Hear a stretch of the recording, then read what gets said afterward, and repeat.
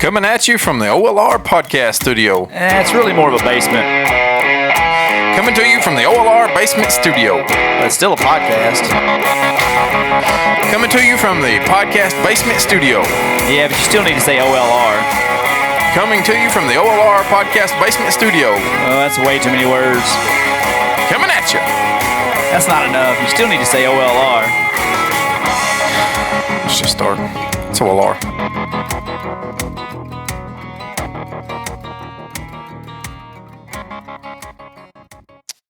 All right, welcome to the second episode of the night. We're going to... You might get this one first, though, because the other one's going to need some editing. Yeah, that's for sure. Other one's getting some editing. A lot of it. Probably. You know, it's an hour and 9, and it's not going to be an hour and 9 whenever it comes out. We're just cutting one segment out. You're not cutting the first one out. I'm cutting some other stuff out, too. No. Yeah, not all of it. But there's some other stuff coming out, too. Okay. The second part's my fault. It was just a little too much. So we... Well, you get what you get sometimes with us, okay? You know, no, the first draft is hard sometimes. This one's going to be... Our interviews always go well. We know how to act when we have guests on here, especially a guest like... Chad Flatt. The magnitude of Chad Flatt, the owner of Music City Toys and Collectibles. Got a big weekend coming up. I've been following Chad's, professional career? I don't know how you'd say his hobby, his businesses for several years now. Heroes and Legends. It went from Heroes and Legends, now Music City Toys and Collectibles. Well, there you go. So we're going to talk to him about the transition of changing the name, his new store opening in Watertown, Tennessee this weekend, and what we can expect, and maybe some of the trends that we've talked about collecting here on the show and everything else. So we're going to give Chad a call right now and get him on the line with us. All right, welcome to tonight's show. As we were alluding to before, we've got Music City Toys and Collectibles owner Chad Flatt joining us. Now, how are you, man? Hey, I'm good. How you guys doing?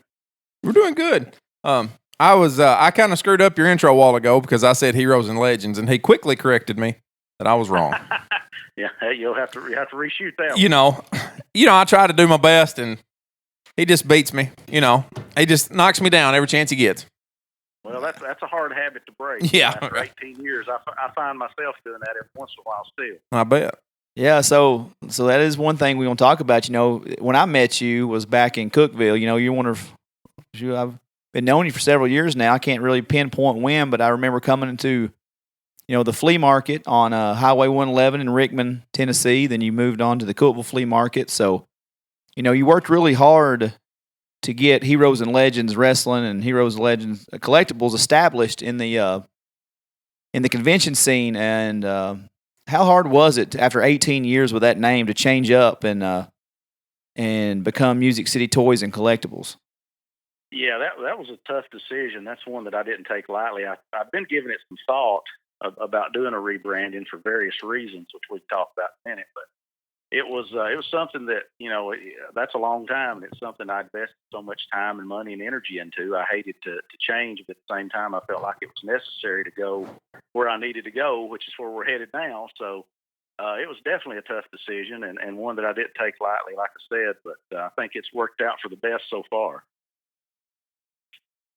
Yeah, online, other Heroes and Legends out there that does wrestling, so it's easy to get mixed up. So I'm glad that you did make the decision to switch over and become your own brand. You're a Cookeville guy originally, you're in the Mount Juliet area now. So tell us how this came about. With Music City Toys and Collectibles, we're 3 days away, man. 3 days away from your grand opening, and Watertown, Tennessee, 101 West Main Street. Just talk about how you went from flea markets to the convention scene to now where you're finally opening your store after you've been doing, online sales for so long and conventions.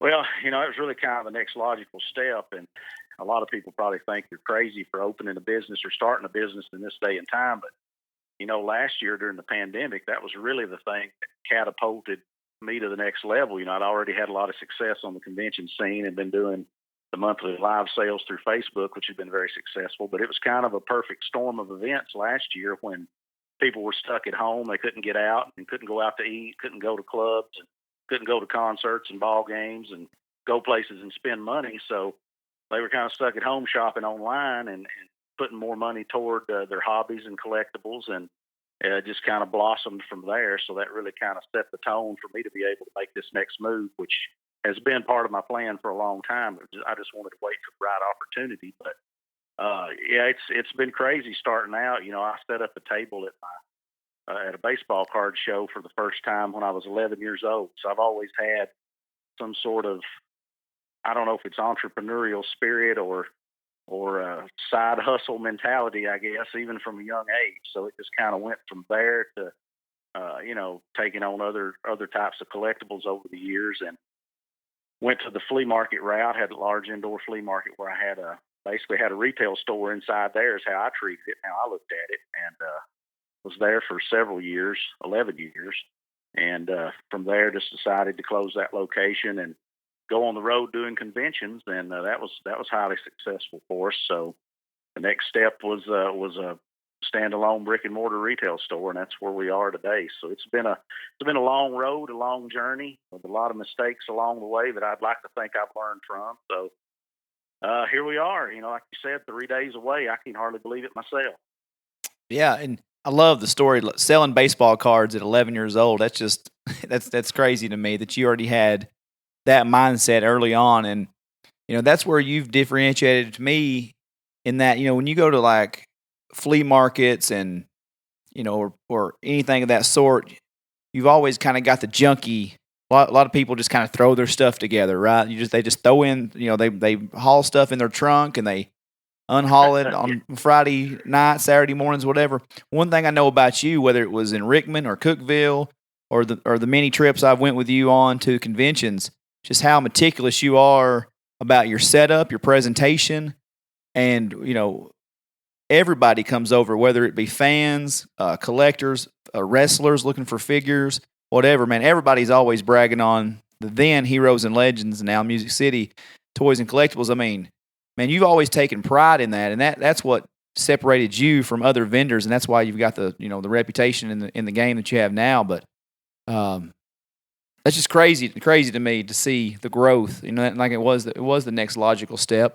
But what do you think changed? Like you started doing virtual signings.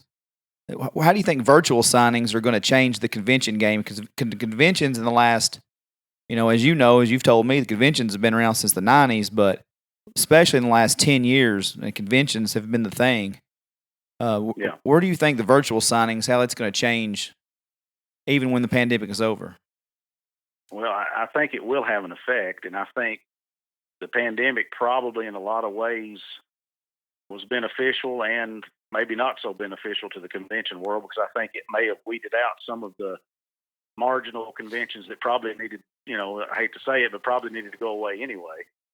So I think it's going to, the virtual side of things is definitely, you know, you even see like Wizard World and some of the big ones doing virtual meet and greets now because of COVID. So I think it's going to have long lasting effects. I think it's going to change protocols for photo ops and things of that nature. I'm already seeing that. I'm seeing pictures of guys from conventions, the few that have happened in the last couple months, behind plexiglass, like almost like in a phone booth, you know, and people having to wear masks for the photo ops and everything. So, you know, to me, that's an unfortunate side of it. But I feel like virtual signing, as successful as they've been for a lot of people, I don't know that they're a good thing for live conventions, because not only does it give, you know, talent, whether it's wrestlers or TV stars, movies, whoever it is, gives them an opportunity for an even easier payday than a convention would be. To stay at home and, you know, sit at their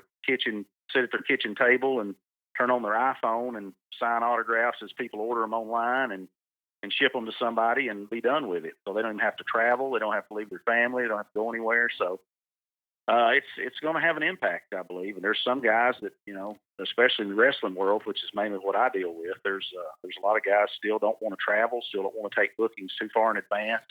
And the virtuals have kind of spoiled a lot of people, I feel like. It's sort of a reflection of our society in a way where, you know, we're taking out the interpersonal relationships and dealing with people face to face, and everything's more, you know, dealing with electronics and technology now than human to human contact. You know, you can't even hardly have a conversation with people anymore. People can't even look you in the eye and talk to you. So I mean, it's getting to be. I guess this is kind of the next step in that. So I don't know. It's interesting. It's a good thing that happened to kind of keep people connected to their favorite celebrities, their favorite wrestling stars, or whatever during the pandemic. But I don't know that it's going to be a positive long term for convention.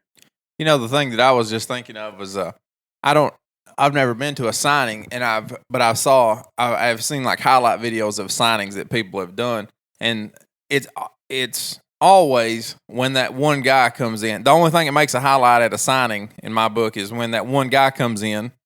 It's got 38 things, and he gets into an argument with the guy that's there to sign him about it. Yeah. You know, and it's probably cut that out. You know, that guy's not. You know, they're not having to deal with that guy. He's not at their house. You know, he's not at the virtual signing. No. But that's also that's a business for those guys. You know, it's taking that opportunity for that business out.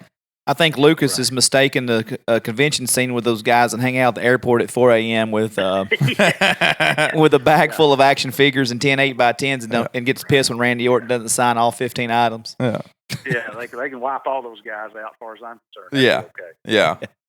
You know, the virtual signings, I don't know that, man, I don't know what, I would not be interested. If I want to meet somebody that I haven't met, I'm waiting until it's over. I get zero out of watching them talk over a Zoom or sign my item in a send-in situation. To me, wrestlers can look unengaged anyway. And you don't have to answer this because this is your business, but wrestlers sometimes can be fickle at public signings.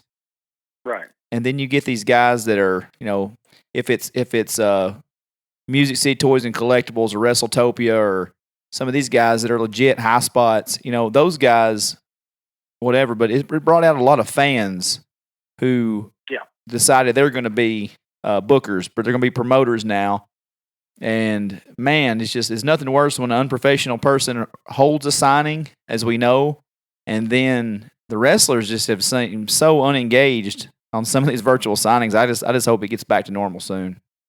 Yeah, and that's another byproduct of the pandemic and of a lot of the stimulus money and things that's been floating around out there. You got, you know, some folks that have worked hard for decades to hone their craft and learn how to do this that make it look easy, so everybody thinks it's easy. So now people have got a little bit of extra money, so now all of a sudden they want to do it. So just like you said, there's been a lot of fans, a lot of people that have no experience in any kind of retail environment or any sort of convention or any sort of signing or any kind of event that now think they can do it because, number one, they don't have to leave their house either and deal with anybody face to face, and a lot of times they don't have the people skills to do so anyway. So it's another kind of byproduct is it's a little bit of oversaturation because there's a lot of people involved that don't need to be, but eventually that'll work itself out. But in the meantime, there's a pretty crowded marketplace for a lot of that stuff right now. Sure. You know, you've been on our show a couple times. I don't think we've always talked about what's happening now, you know, with you, but we never really went back in time and like talked about, you know, because you and I have always been friends because of wrestling. It seems like now we talk other things, obviously, and we talk, you know, multiple things, but you know, you and Don Asbury, that's like my two wrestling friends that I can talk wrestling with, right? And Dr. Don. Yeah. And so where we're at geographically, we're kind of spoiled, man. You know, you've got some people who are just WWF guys or just NWA guys. Do you remember what your first memory was of like, man, this is why I love pro wrestling or this is why I want to be a fan from an early age? Yeah, I remember the exact first time I ever saw wrestling. It was 1983, and we grew up in a rural area. There was no cable, so everybody was getting satellite dishes. But this was not the little direct TV dish that you know fits on the side of your house. This was the big 16-foot diameter fiberglass job. Yeah. It's like something you see on top of a news truck now that it reaches outer space. Right. You know, you got some 20-year-olds Googling this right now because they don't have a damn clue what you're talking about. Yeah, we just lost half the audience. They have no idea.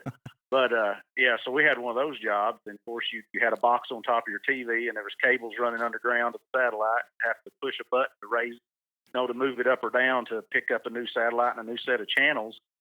And there was 24 channels on each satellite, but not every channel had a regular feed, but you would get random live feeds from, live tapings of TV shows. I remember watching the old Hollywood Squares game show hosted by John David back in early 90s, Yeah. late 80s, early 90s, and I would catch that on Sunday afternoon on a random station where there was no regular channel, and I'd watch the whole week because they recorded them all in one day. Yeah. So I'd be seeing it live, and you'd get to see in between. You get to see them get up and leave the set, go change clothes, wardrobe, come back.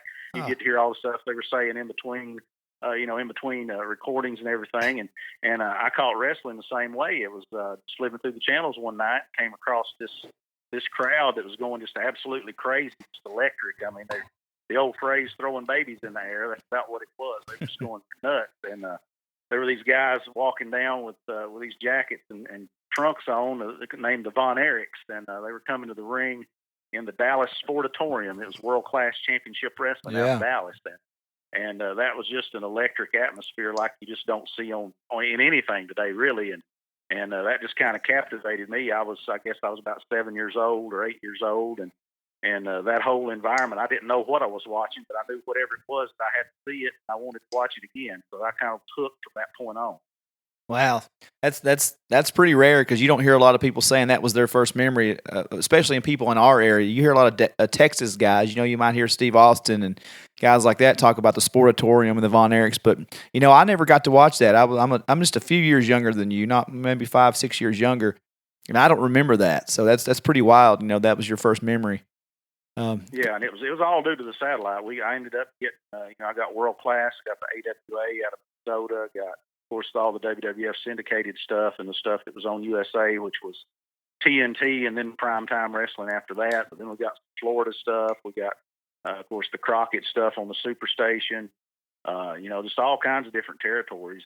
UWF, Mid-South, lots of different stuff that I was able to see. The only stuff I didn't ever really see was the West Coast stuff, like San Francisco territory or Portland, Oregon, or any of those.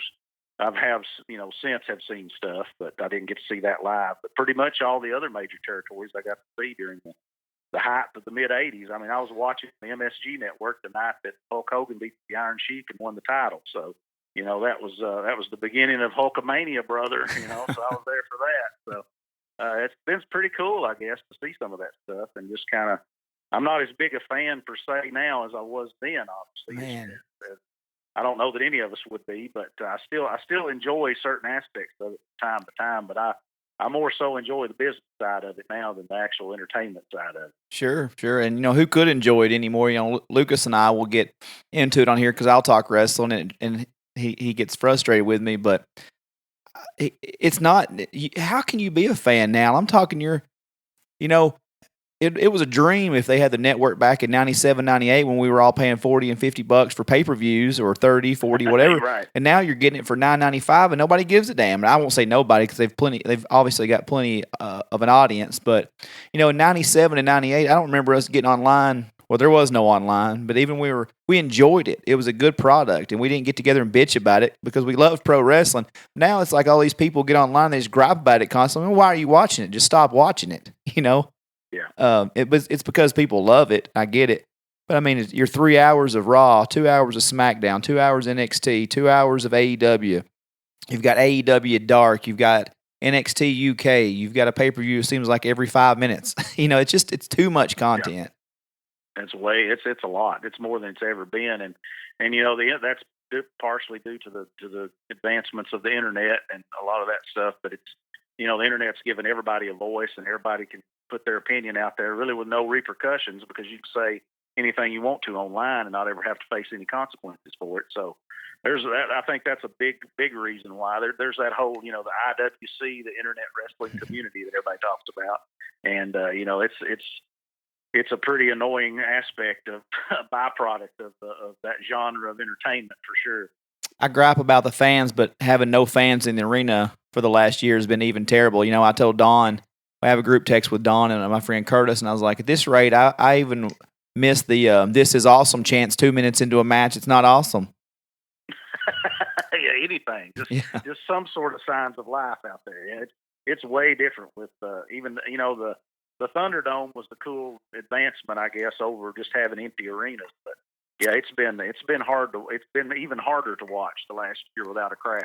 I just hated that certain aspects happen. The Hall of Fame is my favorite part of the year every year. Even right. when that's I know the NWO guys have all had individual, with Hogan, Hall, and Nash all had individual inductions, and X-Pac was with the DX induction a couple years ago. But, there's so many guys with Kane and JBL, Eric Bischoff. Some of those guys deserved to have a crowd. And I just wondered, like, to myself, you seen like the country music had the CMA Awards last November, and they had at least other artists and their significant others in the crowd.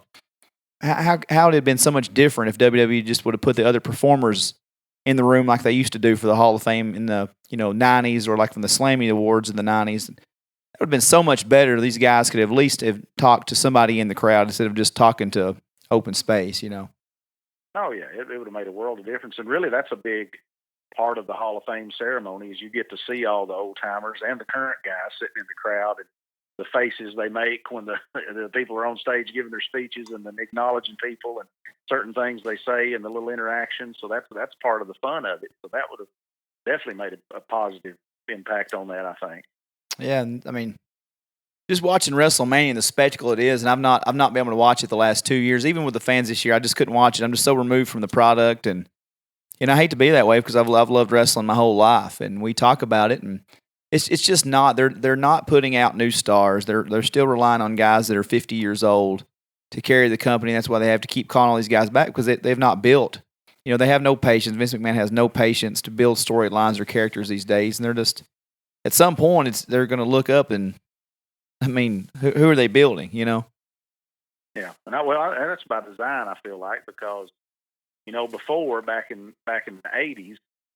You would say, "Oh man, WWF is coming to Municipal Auditorium. Hulk Hogan's going to be there. We got to go see Hulk Hogan." And in the 90s, it was Stone Cold's going to be there. The Rock's going to be there. And even Undertaker and other guys. But now, for the last 15, 20 years, maybe John Cena for younger fans. But there's been or Brock Lesnar if he was making an appearance. But there's been nobody that you want to go. You don't say, "Oh man, so and so is going to be there." You say, "Hey, WWE's coming to town." It's more about the brand itself rather than an individual. They don't want an individual to be bigger than the brand, and I think that's by design, and that's just kind of what business model they've rolled with the last couple of decades. Well, I think it's by design also, and I would say that whatever the interaction between the UFC and WWE actually is, has something to do with that, because Dana White set up the UFC to be the brand, right? You don't say, "I'm going to go watch MMA." You don't say, "I'm going to go watch a fight." You say, "I'm going to watch UFC." And a lot of people don't say, "I'm going to watch," or "Do you do MMA?" They say, "No." Or, "Do you do UFC?" The casual fan will know what UFC is. Right. And something, with the Ronda Rousey, and then Cain Velasquez was, I think, come over at some point. And then the Brock Lesnar co-production there's been some type of intertwining between the UFC and WWE. And, around that same time is when you stop seeing those superstars, or I stopped hearing about superstars out of the WWE. So, he's picked up something from Dana White there, I believe. Yeah, well, I mean, there's no mistake for anybody that's been a long-time wrestling fan that's followed the business and kind of understands how the business works, that the UFC basically started doing pro wrestling better than pro wrestling, because they developed the Ultimate Fighter show so they could have two guys and pit them against each other and create a story and create a feud that would pay off at a pay-per-view match. I mean, it's wrestling booking 101 is exactly what they've done, and that's one of the reasons why they really exploded and grew as fast as they did and became so successful, I feel like. Yeah. So they took a lot of, I think Dana White took a lot of the principles of the basics of pro wrestling, booking and applied it to the world of mixed martial arts, and that's why they exploded like they did. That's a really good point, because Forrest Griffin and Stephen Bonner, there wasn't a bigger story in the world whenever that happened. Whenever UFC won and those two guys just slugging it out. I mean, that story had built itself all year, and then the payoff of that fight that it was, when it happened, you're exactly right. That was wrestling 101 right there, and it paid off and sent the UFC into a different atmosphere. Yeah, you started seeing more. Before, fighters were just fighters. You knew their name, knew what they looked like. But now you started seeing about their personality. Yeah. You started seeing some guys presented as a heel that you disliked, and some guys that was an underdog or somebody that had overcome some odds that you wanted to root for. So, I mean, they started presenting that aspect of it, which got fans more emotionally invested, just like pro wrestling always. That's so crazy. It never occurred to me because Matt Serra is one of the best fighters of all time. High level black belt in jiu-jitsu, great striker, great fighter. But they pitted him against Matt Hughes. Matt Hughes was just a homegrown country boy, an all-American legend, and they set up Matt Serra as the heel on it. It never occurred to me until right now. That's beautiful. I just gained a new respect for wrestling. Finally. And referencing that text message I have with my friends Don and Curtis, we talk about different eras and whatnot. And you're right, Chad. You nailed it about the brand, because Hulk Hogan, for all the flack he gets by this newer generation for the mistakes he's made, and that's well documented. There is none of this without Hulk Hogan. I mean, it's just how it is. So then you go to the next era, and it's not just Hogan; it's Savage and it's Flair and it's Piper. Right. But then you got Austin and Rock, and they're megastars, and they're just, I mean, what they done, and DX, Undertaker. So when we talk about it, my friend Curtis will say, well, Hogan's overrated. Well, he may be, but he had so much charisma, and he led a whole generation. And when he turned heel, it turned wrestling twice. I mean, he affected pro wrestling twice.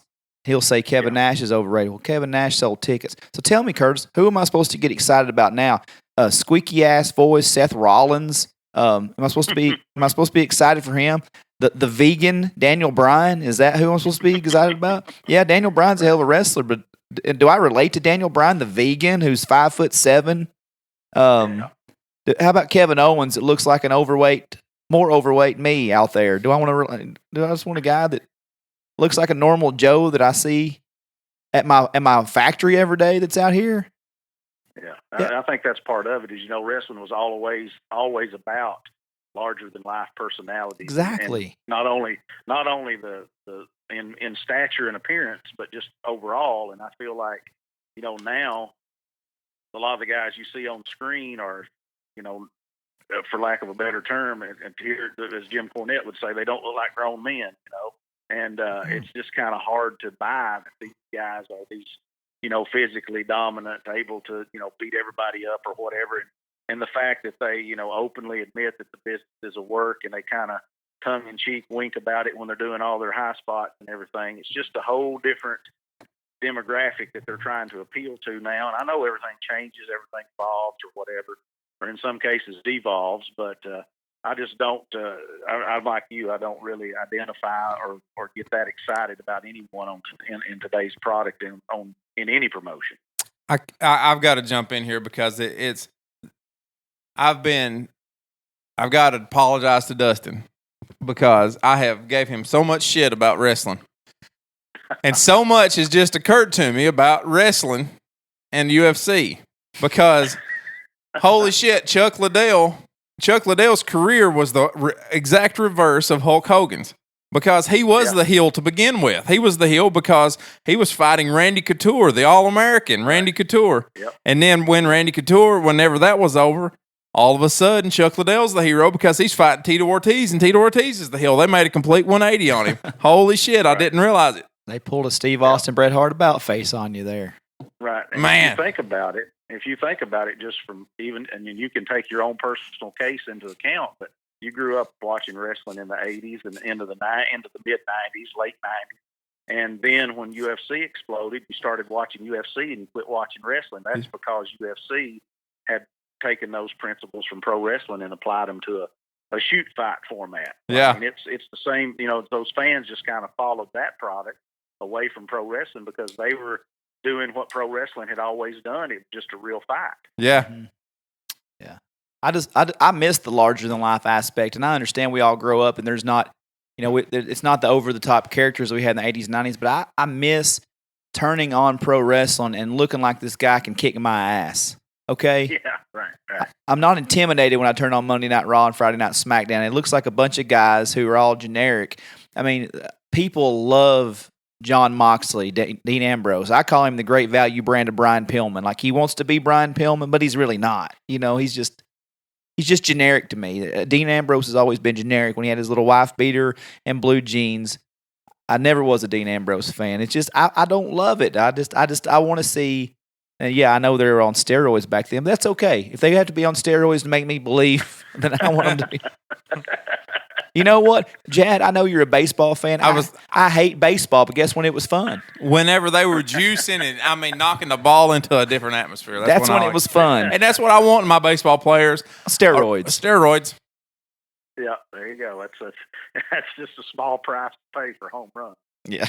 The Atlanta Braves need somebody on steroids right now. They can't. They're not scoring. They're not scoring enough runs.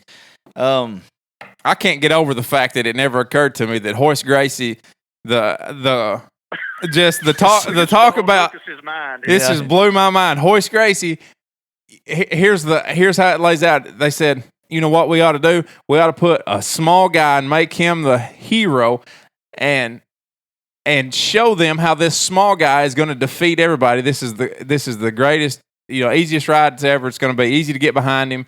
We're going to put him in there and let him fight every one of them in one night. What do you think about it? They're like, it'll never work. And then they done it, and it did. Yeah. Thank you, Vince McMahon. The internet got Daniel Bryan his big push. I'm watching the WWF tonight. Jeez. The internet got Kofi Kingston a world title win. He probably should have never won. Whatever. It's just got to keep everybody happy these days. What's been your favorite era? Do you go more towards the golden era of Hogan and Savage, or are you the Attitude Era? Man, that's tough because, and somebody brought up a point to me the other day, and this will blow your mind too. They said, of course, obviously everything that we enjoyed when we were children, we romanticize about and we kind of put on a pedestal, and we can't find anything wrong with it. Right. It'll never be as good as it was back then, whether it's Grandma's apple pie or wrestling or whatever, So, but he said, what if?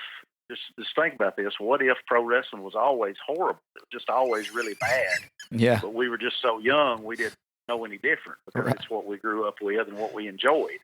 And I thought, man, I've never really thought about that. But, there's a lot of, you go back, there's a lot of goofy, you pick anything out of any era, a lot of bad stuff that was on TV and then some good stuff too. But sure. And that may actually be, there may be something to that theory. I don't know. But growing up in the mid 80s, when I first started watching in the territories, that's my favorite era. Just not only the different promotions all over the country that kind of operated independently of each other. You didn't get to see a lot of them. You only got to read about them in the magazine. So there was a mystique and a mystery to each one. And some of those guys, they would jump, after a while and come to a new territory. You finally get to see them. And it was all about driving people to the arenas and to the convention centers to buy tickets to live events. And then, of course, pay-per-view came along, and it was all about buying the pay-per-views, selling pay-per-views. And now the business model's completely changed. But I think that that mid 80s era, the territory era, right before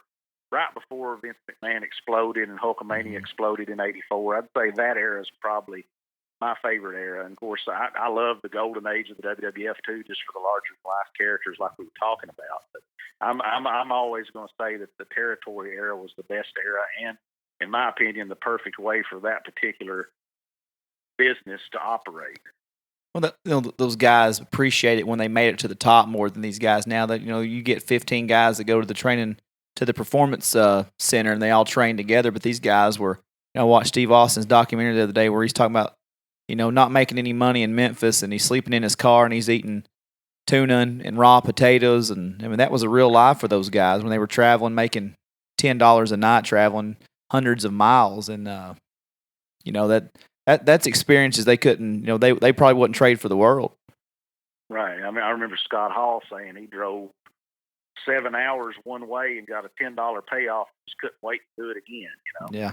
So that's just a different mindset, different mentality, and again, it's just a reflection of society. I feel like in general, but sure. And like I said, everything changes, but it's definitely a different day and age in that business and all other aspects of entertainment too. And at that point, if you did the cross promotion, come out of one territory into the other one, the fans could actually be pitted against each other. So it's it's a more immersive experience because the fans from this side are rooting for their guy, and the fans from this side are rooting for their guy. Nobody knows the other guy. That's neat. Right. That's neat too. Oh yeah. Yeah. There's a lot of different aspects of that type of the way things operated back then that lends itself just to overall better better atmosphere, and if you adjust things for inflation, a lot more tickets were sold and a lot more money was generated back then than being generated today. I'm just going to tell you, Chad, you've done a lot better of selling wrestling in this 36 minutes than Dustin has in the last 4 years. 34 years. Maybe. Yeah, 34 years. I'm glad I could be of assistance. Yeah, wait. I mean, I tell you what was cool in the territory days, Chad, and you'll appreciate this, being seeing the same things I did. We got to see like stuff when you reference the territory. We got to see Jerry Lawler on 2 different TVs. He's this big. He's this, snarky heel on WWE TV, but in Memphis he's still the God, and he was both. He was a baby face on Memphis television, then he would go Monday nights and he was a heel. It was just crazy how, those didn't cross over, because all you had back then was, Pro Wrestling Illustrated. So you only heard about Jerry Lawler if you're from New York. You only heard about him through wrestling magazines. Right. Yeah. That was a very interesting case, because that was really the first time that had happened, where a guy was doing one thing in one area, but then on national TV, basically doing a totally different character at the same time. So that was pretty groundbreaking, really, when in 93, 94 when he came in. Yeah. And that happened. It kind of changed a lot of things for the future. But yeah, that was a really interesting time for sure. I'm glad Vince done what he done with obviously going global, but how ironic was it for you as a fan to know what Vince McMahon went through in the 80s and he cherry-picked all the superstars out of every promotion. And then a decade later, when Eric Bischoff gets Ted Turner's checkbook and does the same thing to Vince McMahon, he cries wolf. I always thought that. It's a little different when it happens to you. Yeah, I can't afford to keep up with billionaire Ted. Well, dude, you cherry-picked everybody out of the AWA and Mid-South in the 80s, right, Yes. Suddenly Vince was poor me and the victim and trying to paint himself as the babyface after he had crushed every territory in the country. Well, that's just good wrestling. That's just the way you write it. Exactly. He won overall either way. So, like, is there a dream match that you always wanted to see that never happened as a fan? What would be a realistic one, or you can give a different era deal? I mean, whatever you want to give as an answer, but yeah, there's a few, I guess, and one that I would love to see if both guys were in their prime, and one of the guys has spoken about this recently on his podcast, and that would be Kurt Angle versus Bret Hart. I feel like they could have really had some classic technical matches, done some Iron Man matches, done some good stuff. And with Kurt's personality, I feel like could have told a really good story. Bret could have been the heel or whatever, but I feel like that would have been a good USA versus Canada that would have played right. If Kurt came along in his prime in '97, when Bret was, anti-American Canadian, Hart Foundation Bret, I feel like they could have really had some classic matches. So that's one I would really love to see. Yeah, Kurt Angle probably could have done a little better performance than Dale Wilkes probably did. Yeah, I like Dale. Dale's a buddy of mine, but yeah, he injuries got the best of him. But yeah, that would have probably been a slot better suited for the Olympic gold medalist. Yeah. Any more that you would like to see? Oh man, there's I don't know, just right off the top of my head, that Angle versus Bret's one I always thought about. I would love to have seen in their prime a long program between Roddy Piper and Brian Pillman. I think that would. That would have been, for the promos alone, would have been worth the price of admission, as they say, because those two guys were quite similar in a lot of ways, but also very different too. And I think they could have done some really, really interesting things. Though both those guys were probably the last of a dying breed, because they were truly fearless, and it's something that heels in wrestling got afraid of getting heat and getting the crowd against them, or the repercussions of things they might say or do, or their actions. Guys now get upset if somebody goes on Twitter and says mean things about them. Yeah. You've got Roddy Piper getting stabbed and shot at. So I mean, I don't know which one's worse, but that's again different generations. But I'd love to have seen something between those two. I think that could have been really entertaining. Yeah, everything John Moxley wants to be in that match, right there. Yeah, right. I thought I might have got a Randy Savage. I know you're a big Macho Man fan, so I thought I might have got a Randy Savage answer there out of you somewhere, but. Yeah, well, Macho was around. He faced a lot of good competition, but I'm sure there's some out there that I'm just not thinking of right now. You kind of put me on the spot, but yeah, good at There's that. a lot of guys that Macho would have paired up well with, I feel like. Who is I heard this on the when I listened to your interview on the 2-Man Power Trip podcast. I downloaded some more of their episodes, and they had a Mr. WrestleMania podcast. Who would be your Mr. WrestleMania? We all know Shawn Michaels is the Mr. WrestleMania by title, but who would you give that title to if you had to pick somebody? Oh man, well, I mean, it's hard not to think of the Undertaker after the streak he had and the wide array of opponents that he faced in different type matches over the years, and Sure. Of course his matches against Shawn, especially the first one. To me, that's the best match ever at WrestleMania. Mm-hmm. But it's hard not to think of the Undertaker simply because of the streak.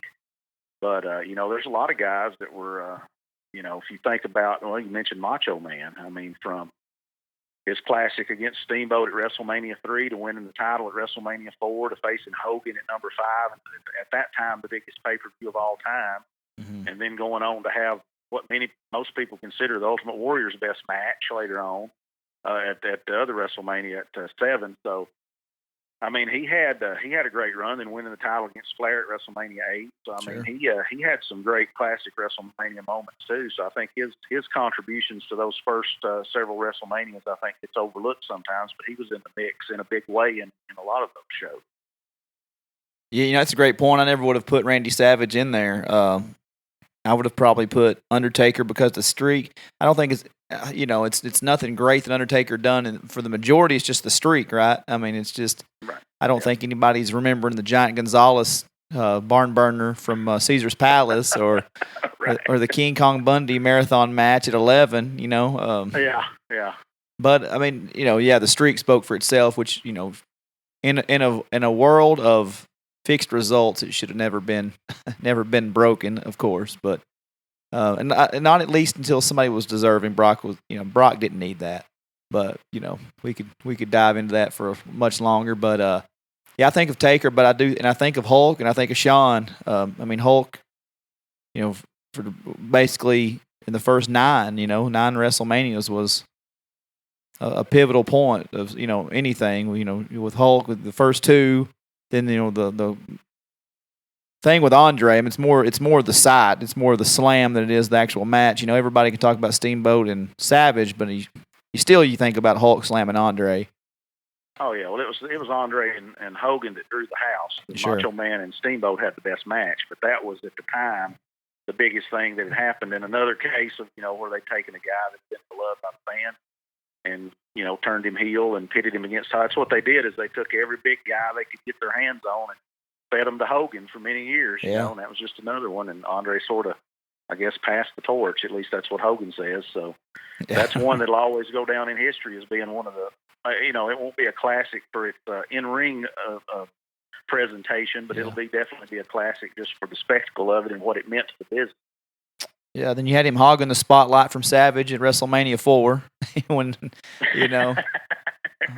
And that to me is still the best storyline of all time. With that was the year-long build that started at WrestleMania 4, and it took a year to come to fruition. By the time WrestleMania 5 rolled around, the Mega Powers had exploded, and that's still my favorite storyline of all time. Yeah, and that's the difference between 1980s and 1990s wrestling. Between now, you just said it, a year-long storyline. If that was happening in today's WWE, they would have fought at Backlash.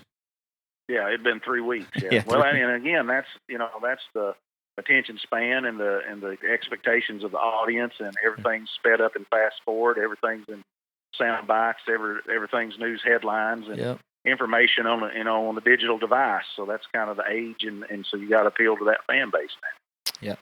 No, so I'm still biased. I'd still go Shawn, just because of the matches overall. You got Razor, Bret, Diesel, Austin passing the torch to Austin. You got the comeback with Jericho, the Benoit Triple H match, the Angle match, Vince getting a match like that out of Vince McMahon, and Cena, Flair, the retirement, and the back-to-back with Undertaker. I mean, god dang, that's just. I mean, but I'm biased, obviously, to Shawn Michaels. Oh yeah, for in-ring quality, there's nobody that tops him at what he did at WrestleMania for sure.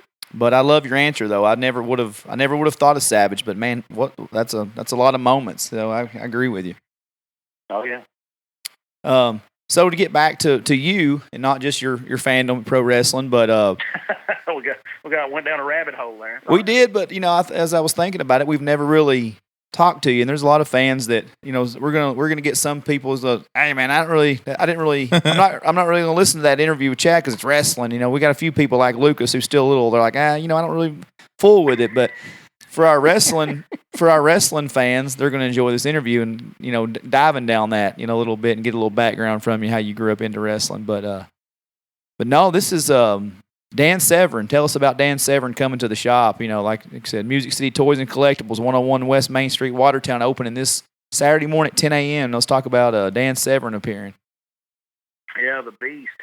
We worked with Dan one other time a few years ago at WrestleCade over in North Carolina. We had him and Ken Shamrock there as our guest, and I was just thinking about the grand opening, who I could have that has not done anything in this area, that has a main value, that has sort of cross appeal amongst different fan bases, and somebody that most people or a lot of people would know and recognize if they're not fans now. And then just from having worked with him and knowing, Dan's a super intelligent guy, and he's very good with fans. He enjoys interacting with fans. He appreciates the fans. So, those are the things I look for when I'm trying to find a guest for any situation. And I just thought he was a good fit for the grand opening, and somebody I knew I could rely on and count on, and somebody who would deliver and be able to do, media and do other things and present himself well and represent my company well. So, I'm excited. We've been talking a lot lately back and forth, and I'm excited to be able to work with him again and bring the fans in this area, the opportunity to meet a true, legend of MMA, UFC Hall of Famer, and a guy that, again, doesn't get around to these parts very often. So I'm looking forward to it. I think I made a wise choice there. We'll see you on Saturday, I guess. Sure. So the meet and greet with Dan is at 10 a.m. to 2 p.m. At the store. What's it look like? What's the prices looking like if you want to come off the street there and meet Dan Severn? Yeah, we've got tickets. We've had tickets on sale for a while. All of our online platforms, all of our social media, and everywhere. We've got all that listed. Find it on our website, musiccitytoys.biz. But autographs are $25, photo ops are $25, combos are $40. So you can get an autograph and your picture made with him. Take your time, chat, come in, check out the store. We're expecting a huge crowd. I've got customers from about 14 or 16 states driving in from as far away as Minnesota and Wisconsin and the Chicago area. Had a guy message me the other day coming 10 hours from northern Michigan, and another guy coming from over on the coast of North Carolina about 9 or 10 hours. So we got people coming from all over the place, all over Tennessee, all over the states surrounding Tennessee. So a lot of my longtime customers that have been doing business with me online are making this trip because, like I've told them, this wouldn't be possible without them. So this is as much a celebration for them as it is for me, So it's going to be good to be able to finally meet a lot of those people that I've been doing business with for years and haven't had the chance to meet face to face. I've met some at conventions, but there's still a lot that I hadn't. So sure. I'm pretty excited about it, and I think we're going to have a huge turnout, and looks like hopefully we're going to have good weather. Hopefully all the rain got out of the picture today, so maybe we'll be good for Saturday. Sure, and that just blows my mind when you talk about how many people are coming from that many states away, and here you've been strictly online for the last year, just like everybody else, and just it blows my mind.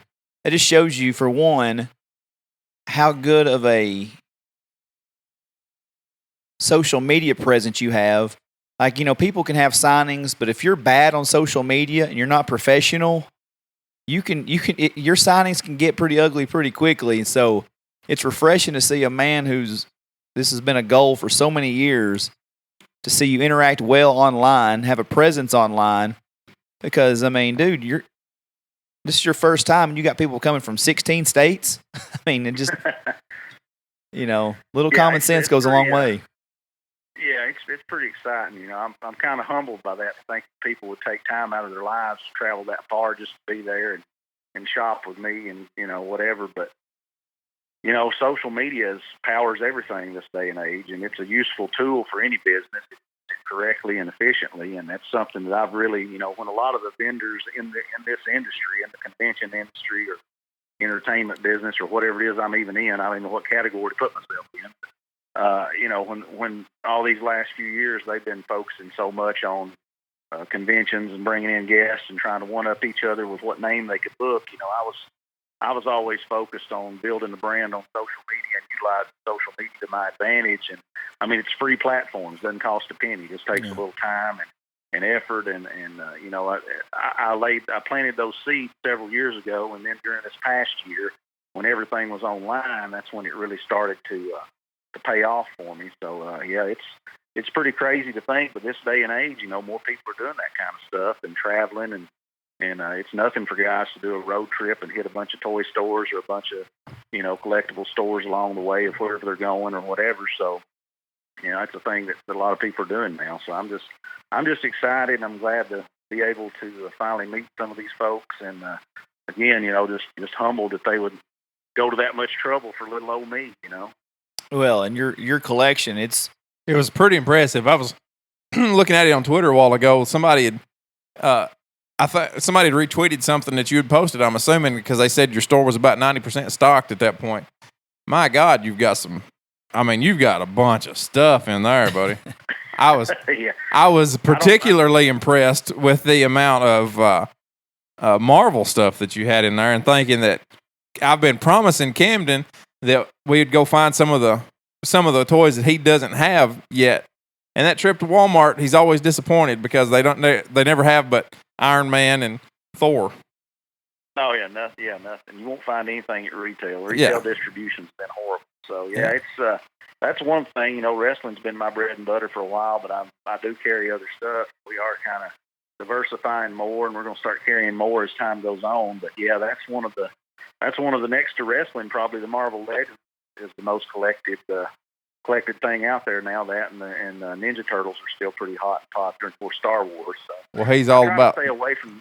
I try to stay away from Star Wars and G.I. Joe just because there's so many people that specialize in it. But I'm not going to say if I don't have the opportunity to purchase a collection of that stuff that's worthwhile, I will. But I've tried to. That's kind of been my strategy for a long time. When I started doing conventions, there's nobody really dealing in wrestling memorabilia, and wrestling was popular and had a fan base and a niche out there that was part of the market that was being underserved. So that was something that I really concentrated on. That's when things really started to click for me. So wrestling's kind of been my bread and butter for several years. We do have a lot of other stuff. So yeah, I mean, I can't wait to see it. I mean, I've always been half nervous to help you at conventions just because your collection is so impressive. I'm always like, man, I'm going to drop this or I'm going to bend this. And I think I have a couple times and it's not been pretty. And, but it just shows your, how much effort and time you put into this. And I know you're tickled to death to get those things out of storage and never have to, well, I won't say never, because when conventions start again, you'll be on the road, but just to have this at a physical location, all the wrestling stuff, all the Marvel stuff, autograph collection. I think people are going to be blown away by all your autographs that we don't even really talk about. I'm big in the autograph game, and so yeah, man, I'm just excited. And another thing, you've been killing eBay. You've been talking about how the wrestling game. Who saw cards in general blowing up like they have in the last year? It's unbelievable how many wrestling cards you've been selling on eBay, and just all these. It's stupid. It's crazy. Yeah, it's been crazy. I mean, the trading card market has exploded unlike anything. I mean, it's exploded to levels that it's never seen before, and I mean, part of it's pandemic driven, just like everything else has been. But the grading frenzy of getting everything graded now, and people, wrestling cards, I feel like as a whole were undervalued for a long time and kind of a niche thing that a lot of people, the mainstream sports collectors, your football, your baseball, your basketball, even your hockey guys would kind of scoff at. So they had some ground to catch up to be on, kind of equal footing in the hobby as far as their level of standing as the other major sports. But man, they've made some huge strides in the last year, and some of this stuff is reaching insane price levels that, I mean, nobody's even been able to fathom or understand. And I don't know. I have some reservations about the trading card market as a whole right now with some of the things we're seeing, but I mean, it's unbelievable. It's just one record-breaking sale after another, almost on a daily basis. Well, when can you start putting NFTs out there? When are you going to start doing that? What is it? An NFT, the non-fungible tokens. Their people are selling. That's what they're trading now. They're putting pictures of cards. It's like a card that you can sell online that only one person has. Somebody sold one for like $69 million the other day. And the like the virtual cards. Yeah, and the top shot. And it's NBA. essentially just a trading online trading card. Yeah, it's basically you're just buying a picture of something that you can keep in your digital photo album when you sign into your account or whatever. I mean, it's almost like cryptocurrency in a way. That's exactly right. An idea that's out there, It's not something tangible you can really hold in your hand. Yeah, that's another market that's kind of gotten crazy over the last few years. I mean, E-Tops has been around for a while, but man, that stuff has gotten out of hand too. And it's not something I've ever really I mean, I kind of keep tabs on what's going on there, but it's something I've never really dabbled in. Yeah, I have a hard time investing that much into something that I can't physically possess. Yeah, So I heard a guy on a podcast, Joe Rogan's young Jamie, whatever his podcast producer, had made some NFTs out of some tweets that he had made and sold those tweets. Yeah. He sold electronic copies of tweets. So, I mean, you can make it about anything. But anyway. Yeah. Oh, yeah. It's crazy, man. I just can't believe it. Like, just basic cards that have sit around for years are online selling for hundreds. Yeah, it's nuts. Yeah, I mean, I'm kind of worried. I'm not worried because I'm not in the card game per se anymore, but I'm still kind of, I try not to think about it because I might break down and cry. But if I'd kept all my sports card inventory just a few more years, I mean, I'd literally been able to pay off my house and have enough money to buy another one if I wanted. It's just it's insane what they've done, and I kind of worry that the market's artificially inflated for a few different reasons. But I think at some point we're going to see things start to come back down to earth a little bit. But right now, man, it's just it's something that nobody could have predicted and seen coming. And it's got to. It's got to. Realistically, it cannot stay this hot for this long. And I told Lucas on here a while back, I bought a Shaq card 2 years ago on eBay for $55. It was the 92-93 Top Stadium Club Beam Team. It was one of his hottest rookie inserts. And I remember my wife said, "I can't believe you spent $55 on a basketball card." And I was like, "What? I never had it as a kid. I've always wanted it."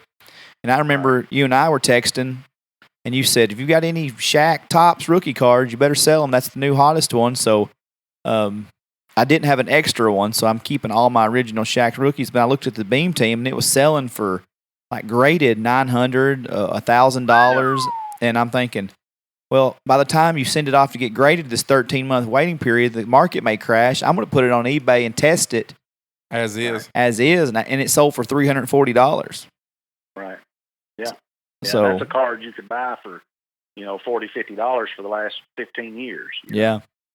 And I mean, I literally went back and I still had a little bit of my sports card inventory, some of the stuff that I didn't sell off a few years ago. I got rid of most of the really good stuff, but I went back and I literally had, dollar boxes of dollar rookie cards that I used to sell at my old shop, and went through and pulled out cards that had dollar stickers on them and peeled off the dollar sticker and put them on eBay, and they were selling for $50, $60, $70, $80. You love it. You got to love it. I mean, it's just insane. And there's really no reason for it. There's no logical reason why that these cards that have been $1 or $2 for 25 years, all of a sudden now everybody's paying $100 for them, and it's not like the supply has dried up. There's still just as many out there. So I kind of wonder about it. I don't know. I think it's like I said, a little bit of an artificial market and a frenzy that's just sort of, well, this guy did it, he made money at it, I'm going to do it. And I feel like a lot of big time,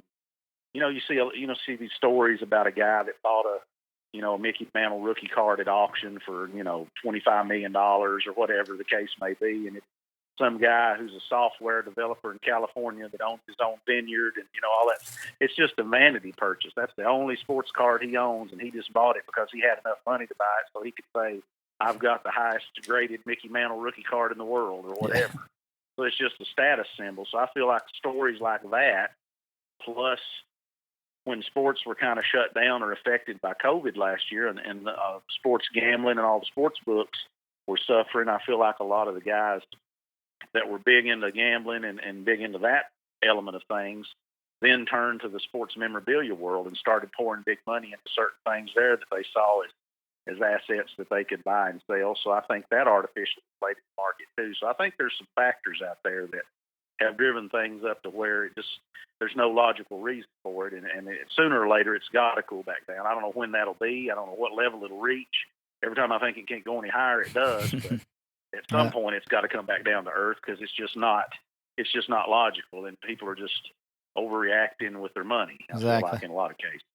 Well, the last thing I want to touch on you, because I did have it written down to ask you about, not only the Dan Severn signing, but you were able to purchase the pro wrestling convention, the name that was coming to town, I think in 2020, and you're going to follow that up with some signings, and also the Demolition signing on August the 7th. You know, we don't see Demolition in these parts very rarely, especially Barry Darso. So, yeah, man, talk to me about purchasing that convention name and Demolition coming to town later on in the summer real quick.